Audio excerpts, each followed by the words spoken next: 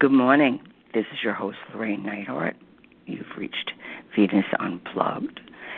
And what we've been exploring for the last couple of weeks has been the lectures on Jung's book on AION, which I think is one of his finest books, and a little easier to read, or maybe I've just been reading it for so long it's starting to make some sense to me. But one of the things that I want to explore here is the world of symbolism and archetypes. And they're very real.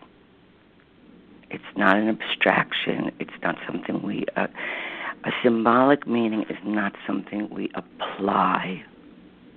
It is something that is, and then we choose the symbol. Like I'm going to be using the symbol of a thread today to examine how this works in our psyche. And that's what is so exciting, I think, about being alive is really what's happening. You know, it's like the Matrix on the blue pill. And we still have to go back into the chaos, but we have a sense that there's something else going on. You know, Jung talks about that we each have a 2 million-year-old man or woman within us, and that we have all that memory, because that's the essence of the collective unconscious, which I think it's a lot older than that. But, hey, comprehending the 2 million-year-old man and where in us does that live, that part of the psyche, and how is it being expressed? I think certainly is something for the second adulthood, but it's never too late to start comprehending. And see, the archetypes are biological entities which have evolved by nature and by natural selection. And they're responsible for much of our behavior, our human behavior, but equally as responsible for the behavior of mammals and primate species. So in the human being, the archetypes have achieved their highest expression, although some would say not so much now, but it is true as of now, their highest expression in the production of cultural and human consciousness. And that has been what I've been feeling and now seeing very clearly is the evolution of these archetypes. So it is the archetype that is animating our perception. And the language, one of the languages, so the archetype is a biological factor, living. It's not an abstraction, or it's not a made-up language. I suppose all languages are made up, but they come from something, all right? So these are evolving, and then humanity evolves as these archetypes evolve. Now, they're the animating factor. So that's a very important thing to start noticing. Symbols are real.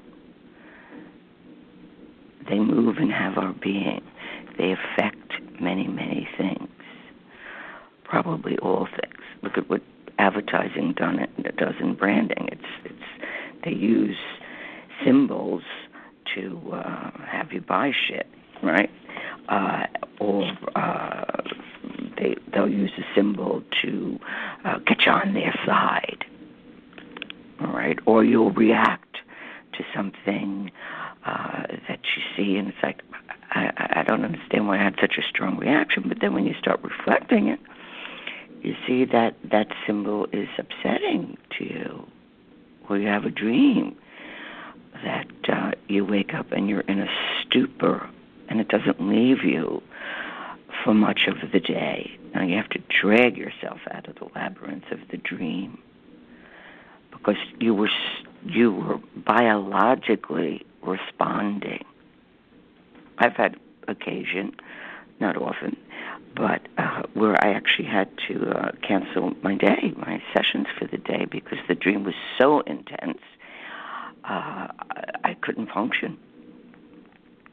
So, because your body is physiologically responding to this symbolic meaning that goes back to the beginning of time, which is why we tell stories again and again, which is why I sense that it is time for us to reawaken a myth for the 21st century and for the next 2,000 years, which I discussed in AION 6, where the figure of the symbol of Christ as a living symbol without its brother, the opposite, Lucifer, is a woman paper hanger. It's just like we need both. And that's where alchemy comes in, where you're dealing with always with the tension of the opposites that both exist. Choosing one over the other is going to get you in trouble. It's going to get you one-sided. So even if we have a disagreement or an argument with people, even though it looks like or feels like the other person is absolutely wrong or opposite of, very often both people are one-sided on how they see it, then they kind of, by the dint of the divine, get into an argument, classical of lovers. They're fighting, and then when everything calms down, very often they're saying the same exact thing, but in a completely different way, and neither one can hear it until you stand in the tension of the opposites. You see, your shadow won't necessarily come out with a person of the opposite sex. Okay, what's going to come out is the anima animus.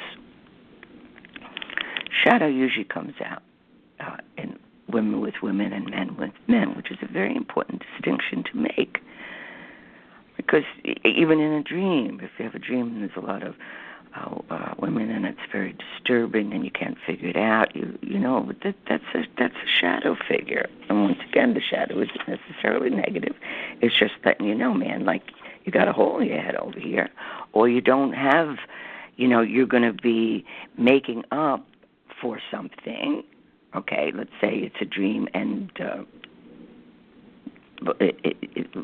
there's red in it, right? And as for the red, it's a lot of feeling, okay? So the dream is indicating, or can be indicating, depending on the dreamer, wait a second, you got some serious emotion you're not dealing with. So you'll then project, or it will show out in the dream that you have a big argument with a woman in a dream. Okay, and the dreamer is a woman. So it's letting you know, there's a space where you need to have some feeling function in it. Otherwise, it just is tinny and opinionated. And, get the pitchforks and, start the band. There's going to be a witch burning, and because we're not aware that we're not aware of the feeling. And that's why when we're animus possessed for the moment, we're just opinionated. It's just like old bones rattling around. It doesn't really catch. Okay, so on the letter of the law, you may be absolutely right, but who cares? especially if it has to do with relationships, because it's the warmth of the human understanding and how basically crooked and undeveloped we all are. And that also brings in the laughter and the tears and the humanity, which is what our task is. And according to the archetypal world, we, the human race that is, and certainly animals, are expressing, and that's also what art is about too, drama is about. We're expressing the archetypal development, how far we've come along in understanding these forces, what is taking place within us. So when we realize these are biological entities, physical, and we see cultures that rise and fall, they reach their peak, and then I guess they stop paying attention to the archetypes. Although, as I said, now, because the more I feel my way through this, the more I realize that this is so much of the chaos of what's happening and the wounding that's happening. It's like we need to perceive the living mythos in another way, a more evolved way. So it is the archetypes that are pushing us. And humanity resists because it demands to be, no, this is the way it is, the dominance of blah, blah. Well, that's not going to fly. And we're seeing that. So we can begin to see the opposites that are taking place in any situation. Now, remember, the opposite of love is not hatred. The opposite of love is power. We're seeing in the news the misuse of power and what that's about. So you can argue it till you're blue in the face. But what is really happening? The archetypal energies are evolving. Now, people are born with a predisposition to certain archetypes. Now, let's say Mama and Papa don't match your archetypal or your kind of the biological entities that are within your psyche. You know, it doesn't, what, it's my kitty? Oh, I said that, you, okay. There's cause for chaos there. The mother doesn't match the archetype of what mother is. And it's going to be trouble in paradise. But that trouble, if you catch on, is going to set you in search of. And in the search is the evolution. So it doesn't take a lot to figure out when something's not compatible, all right? Or you just don't get it. You don't get one another. Or we can also see it that, you know what, an old soul comes in into a younger soul parents, and there's no match. We're not going to get it. So it brings a lot of loneliness, but in the loneliness we go in search of. Or something will happen, some event will happen and break us out of our trance state. It's usually a betrayal. It's usually dramatic because otherwise we don't wake up. But it's like a cracking, an opening. This is the nature of how the archetypes work in us. It's neither good nor bad. It is. So when we're talking about the symbolism, okay, what is a symbol? All right, let's say with the myth of Ariadne, and Ariadne is a daughter. It's a Greek myth. She's the daughter of a king, and King Minos. Okay, and that's in the labyrinth. In the center of the labyrinth is the bull, the Minotaur, half man, half bull. Now, she's got the goods. She knows how to get in and out of the labyrinth. So what happens is Theseus promises to marry Ariadne, and Ariadne, the string of Ariadne, she's also connected to the fates, the three fates, which also has to do with the string. And so he brokers this deal. She believes him.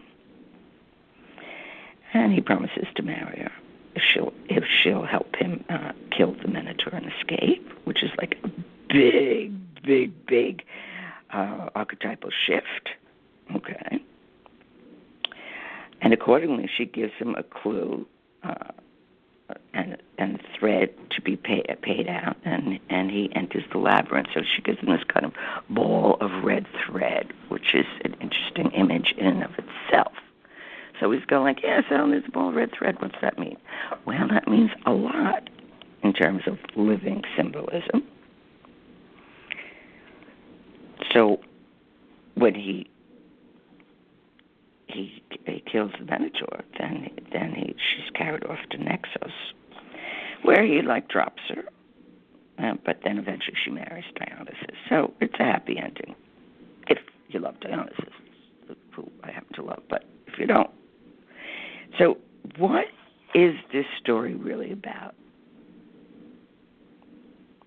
Theseus he goes into this kind of hero, and that journey, which of course we are seeing dissolving around us. That the hero, which is a lot of white men who, it's like, well, that's the heroic thing to do. It's like, why isn't it working? Why aren't I seen as that? Because it's dissolving. That doesn't mean that we don't do heroic things, honorable things, moral. But it's not overpowering. One is greater than the other. One is right, one is wrong. We got to ditch it. Which means also in the realm of these biological entities, they are evolving. It's just like a rose. Its whole entire existence is to bloom and give its one single scent to the world, which just could make me swoon every time I think of that. The beauty and the sacrifice of that. And we walk by unnoticed, which is a terrible thing. Try just a little bit. Just for 30 seconds, stop your world. Look around. There is always something beautiful, poignant, dramatic, true, right in front of you. But if we're preoccupied or in a semi-unconscious state or can't get out of an archetypal seizure that we're in, see, if we start to feel this, really get what the symbolic life is, which becomes a life, a way of living, because otherwise it's just all flat. There's really not a lot going on. It's like, yeah, easy come, easy go, blah, blah, blah. But when there's symbolism involved, suddenly it plumps up and becomes alive, okay? So if you can, every day, just stop for 30 seconds and look wherever your eye falls, and then soften the eye and really look. There will be beauty there. And that's very important. That is what makes us human. That's what inspires us.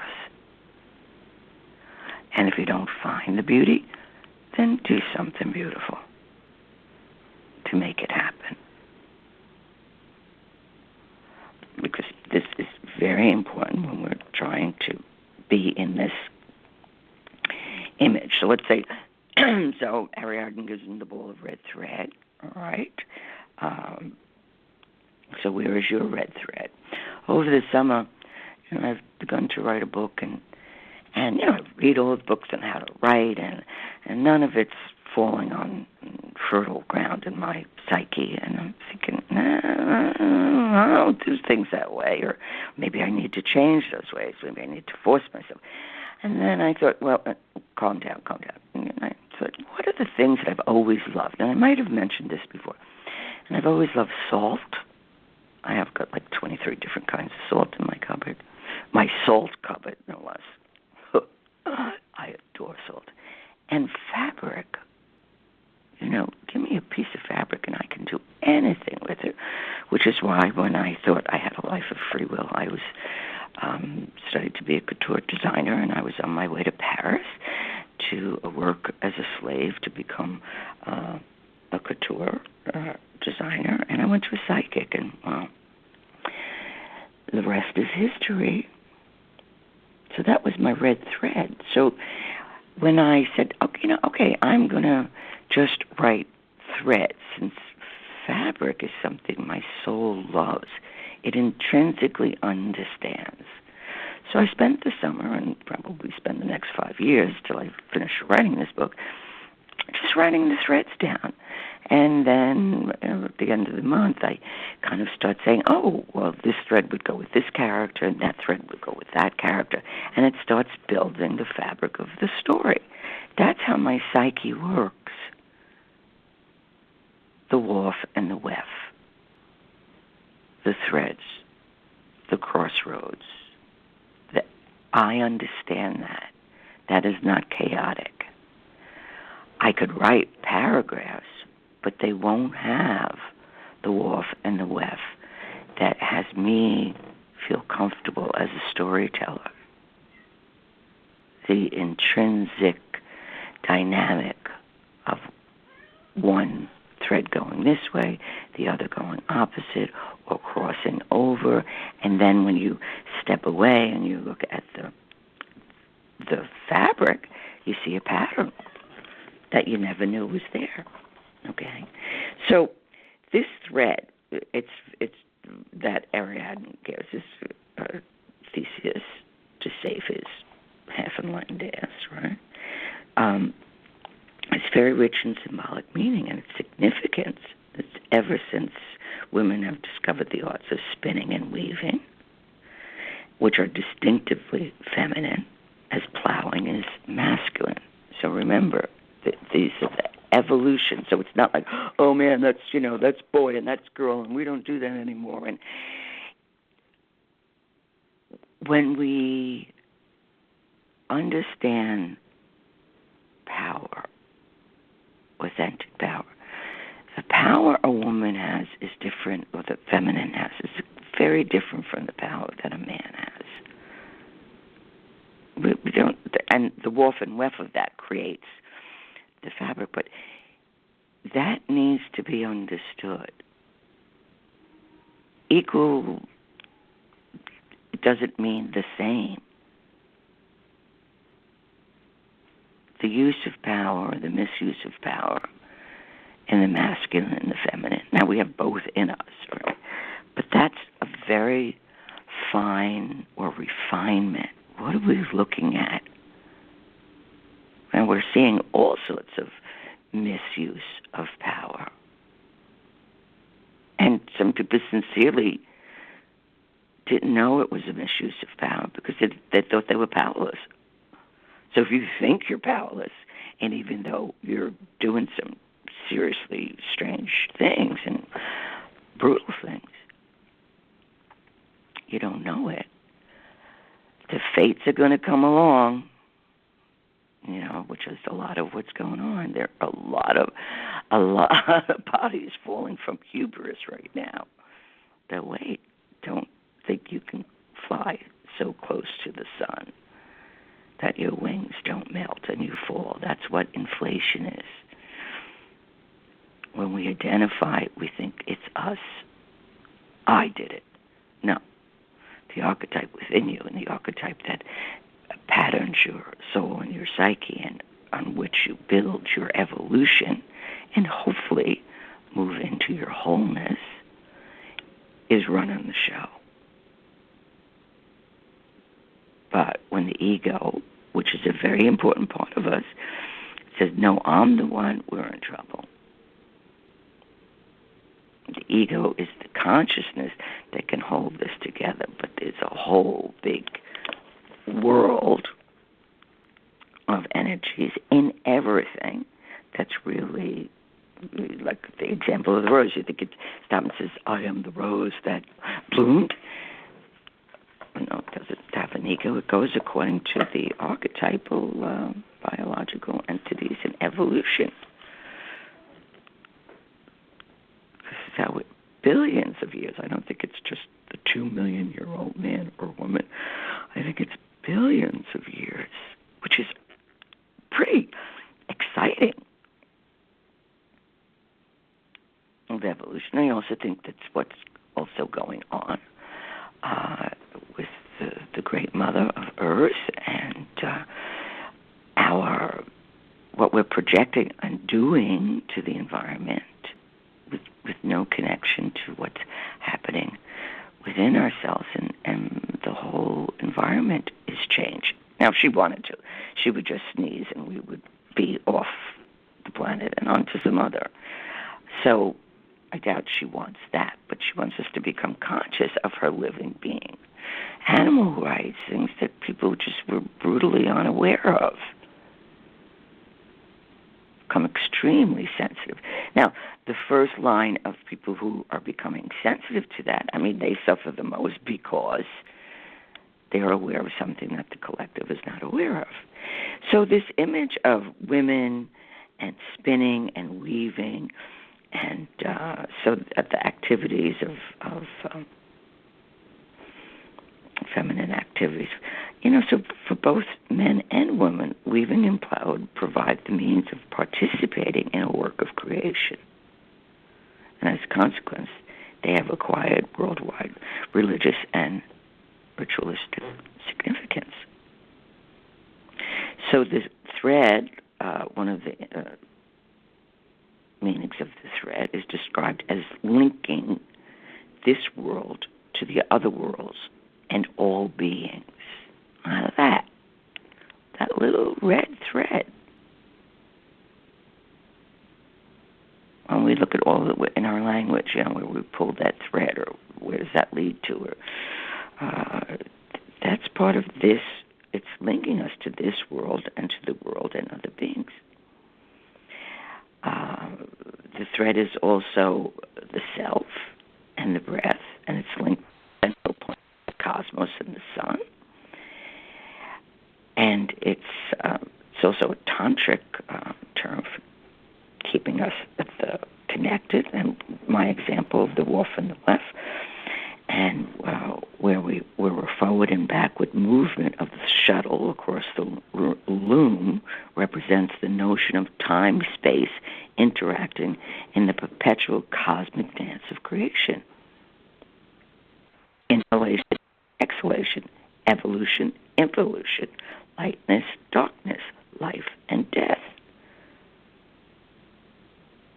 So we are constantly weaving. And this, just the symbol of the thread, is also the symbol of the three fates. So the youngest of the three fates, she prepares the thread of life. And then the middle daughter spins it. And then the oldest one cuts it off. So the thread and the labyrinth come together in the symbolism of the spider's web and a mandala, reconciling the opposites of creation and destruction with its creator sitting in there. So think about that one today, that incredible image. And that's just one word and one symbol, and our life is filled with such great meaning. So we see the thread, therefore, may be understood as the archetypal symbol of the life principles stretching through time as a means of conscious orientation and a guide to understanding. Now, I wasn't conscious of that when I was thinking about writing from the threads. my heart, it felt right, correct for me to proceed that way. And so I'm used to listening to that part of me that knows a hell of a lot better than I could ever possibly know. And over the weekend, when I was organizing books and, of course, looking through my fabulous library, I came across this book of symbols, and I just thought, let me look that up. So it's not, we don't put the meaning on the symbol. The symbol is the living meaning. Now, it may have many meanings and to different people, okay? So let's see, the swastika, which most people have a reaction to. Originally, the right-handed swastika was a symbol of the divine. And then when, the Nazis got a hold of it, they reversed it, and any symbol that's reversed is black magic. And that's how it became the symbol of evil. It's a living principle, and people respond to it. And our whole life is filled with symbolic meaning.